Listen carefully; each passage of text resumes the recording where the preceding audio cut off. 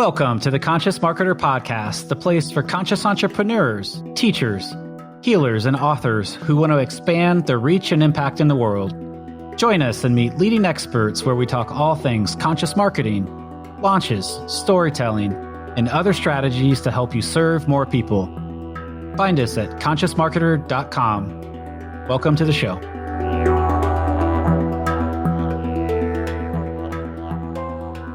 Hi, it's Richard Taubinger, and welcome to the Conscious Marketer Podcast. And I am joined by my co-host, Kylie Slavik. Hi, Kylie.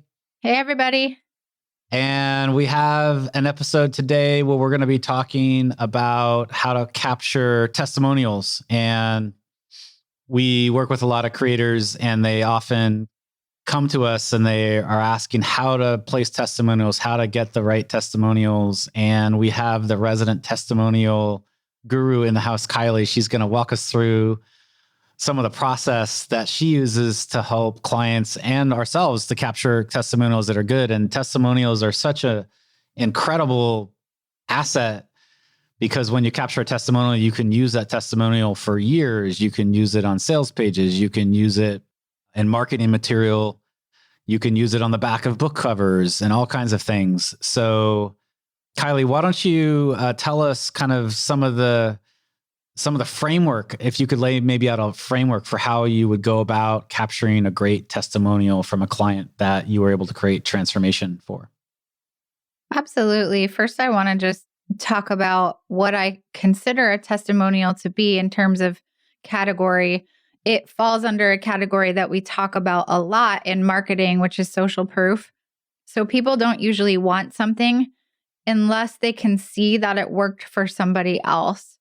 It's not to say like we only want it if it's cool or something like that, but it is to say that people have to break through that trust barrier with you. And the fastest, easiest way for them to trust you is to see that, the claims that you're making, however large or small, have been proven in the real world through other people's success.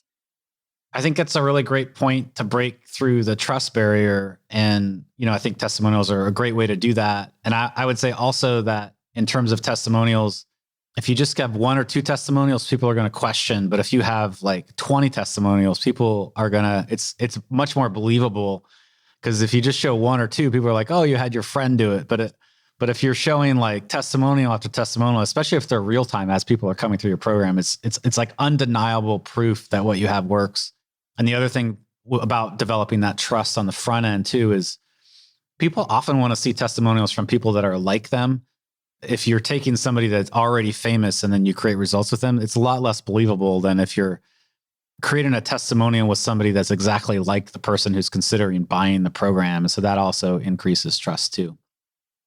I love that point about people that are like them. And when we just did the Power of Conscious Marketing, I did select a lot of we got like 100 testimonials, and I did select the ones for the sales page from people that said things like, I'm 60 years old and I'm starting a second career and I've never marketed a day in my life. Or Kylie and Richard came at just the right time because I really want to get my offers into the world, but I'm afraid of tech. Or, pretty much every fear, concern, objection that our ideal client for that course had, I was able to speak into via a testimonial. I didn't even have to do it myself. The other people did it for me, which is even better. So in terms of a structure, which I know you asked me about a while ago, and I always like to kind of go in circles around myself first before I get to the point. I learned this from Michael Haig, so I want to give him credit.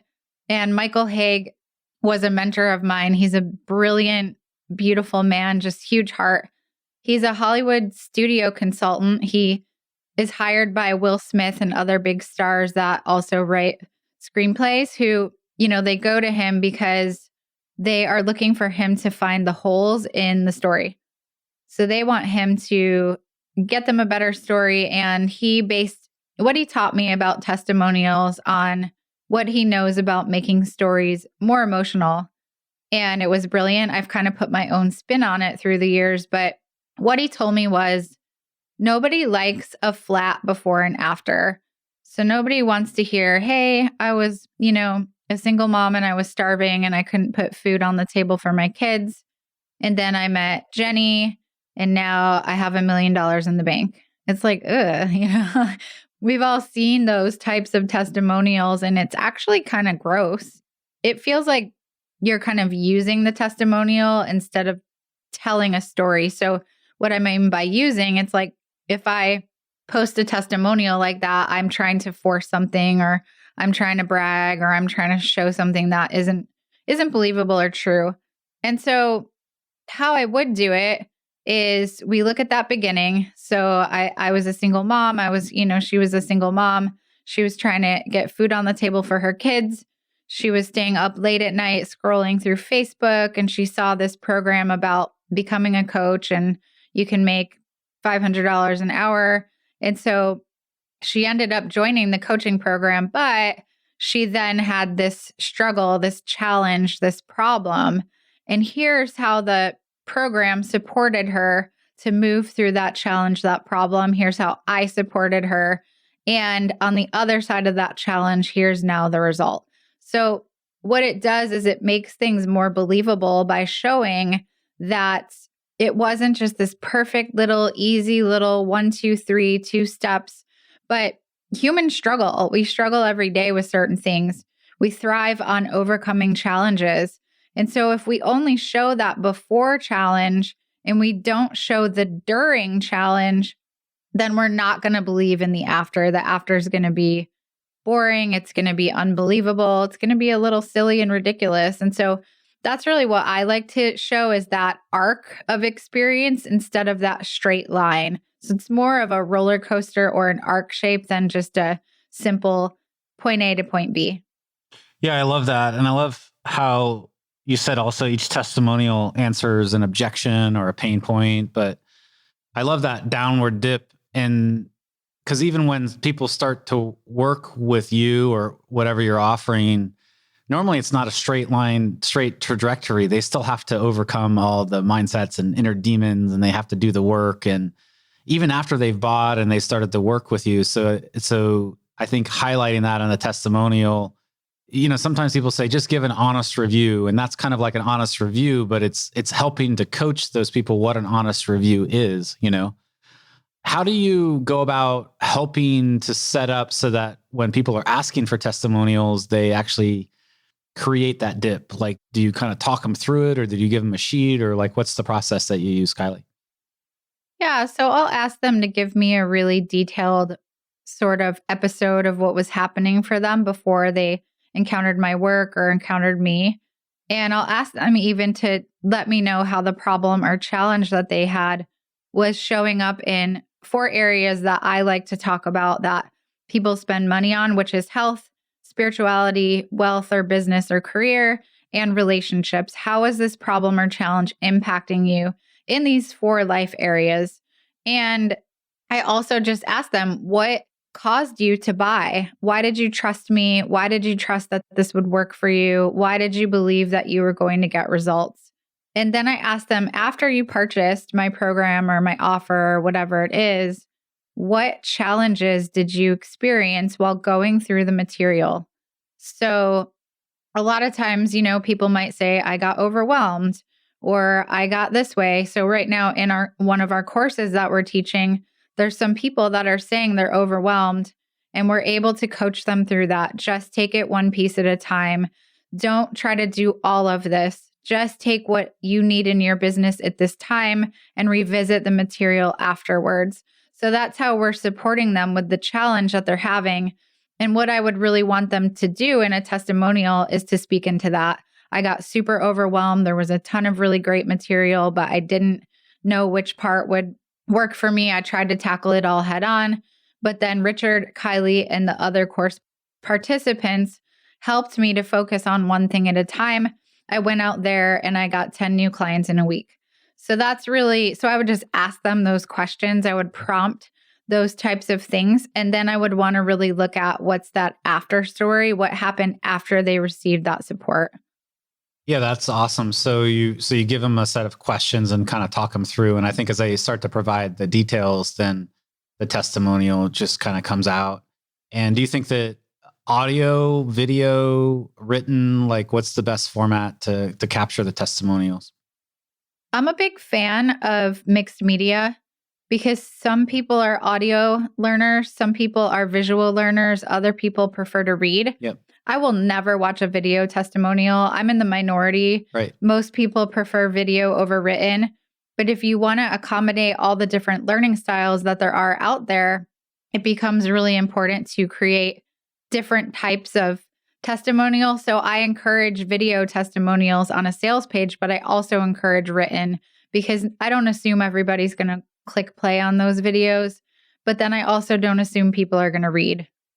Yeah, that's great. Yeah, so multimedia, and then different people are going to see those testimonials different. I always like to get a picture of the person if I have a testimonial, because on our sales pages or offer pages, those always make the page look better and make the testimonial actually look more real too.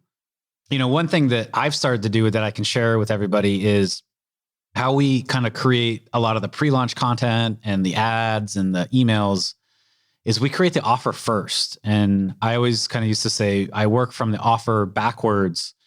But as I started to really map out the types of transformations and the things I wanted to do with my clients, I realized that I wasn't going far enough into the future. And so what I really think about now is I think of the end result after people have gone all the way through the program. So after they've graduated, say, or consumed the programs that we teach, I actually think through what's the movie, what's the testimonial that I want people giving after I've delivered the program. And so before I'm even enrolling and before I'm even creating the offer, I'm like almost imagining and picturing the testimonials that I want to come from the program. And then when I sell, I know the exact result I'm getting. And then as people are going through the program, I'm focusing to make sure that they're getting the transformation that they've told me that they want to have. So by the time you get to the end of the program, the testimonial that comes out is something I've been imagining or envisioning. And so I've worked that backward all the way from the start of the program. I think that's a very powerful manifestation method. And you can share, this is the type of transformation that you can have. This is what I want you to be feeling when you're done, so that when it comes to the end, it's kind of like you've been kind of holding space for that to happen with whoever you're working with for the entire process. And then it's just the testimonial is actually like a completion process. It's like, okay, this is the completion process that by giving the testimonial, you can help others to see how powerful this is and then create the transformation. And so I think that's a real conscious way to think about testimonials and how it's not something that you want to, 6 months after the program's done and you're in the next project and you're creating a page and you're like, oh, shoot, we need some testimonials for this page. How are we going to find them? What are our best examples? I think the best timing for a testimonial is after somebody has created the great transformation, because that feeling it's ripe at that time. It's rich, and they're going to give a really good testimonial in that moment. But 6 months later, you're going to get probably a more dry testimonial because it's not going to be so fresh in their psyche and their mind and their spirit. I love that. I never thought about that before, and it's super powerful. Kylie, is there any parting words you want on testimonials? This is you write, you help people write amazing case studies and testimonials. Any last thoughts for our audience today? Yeah, just get as many as you can. Ask people that you've worked with from the very beginning to the middle to just recently in your career. And for those of you who are just starting out, I know there are some, you've probably helped people for free or you've helped your friends, and that's a good place to start as well. If you have been doing your work for a while, just start to go back to the beginning, to the middle, to the end, and get as many as you can. Like Richard said, it's best when it's fresh, but it's good to get like I always say, you can never have too many. You can use them in ads. You can use them in emails. You can use them on sales pages. You can even use them in conversations with people. When I'm having a sales conversation, which I don't really have too many these days, or actually any, but when I used to, I would pull them out at the right moment. Hey, I hear you that you're feeling this way. And I once had this client who also felt that way. And here's what we created together. Here's what's possible for you. Here's what I see. So you can literally use them anywhere. You can stretch them out and use them in an email or an email series. We use them everywhere. We just really do use them everywhere, and you can, and I believe in you. And yeah, just go and follow this formula and rock it out. Thanks so much for joining us on the Conscious Marketer podcast. It's been a pleasure again. And if you want to get the show notes for this episode, head over to consciousmarketer.com/podcast. You'll see all the different ways you can access the podcast: Spotify, iTunes, Amazon Music. And if you're listening on one of those platforms, we ask you that you share the episode and also leave an honest review. Give us a testimonial for if you've gotten something out of this. That really helps us to reach more people so that we can make the world a better place and impact it through conscious marketing. Thanks so much for joining us today. It's been a great pleasure. Bye, everyone.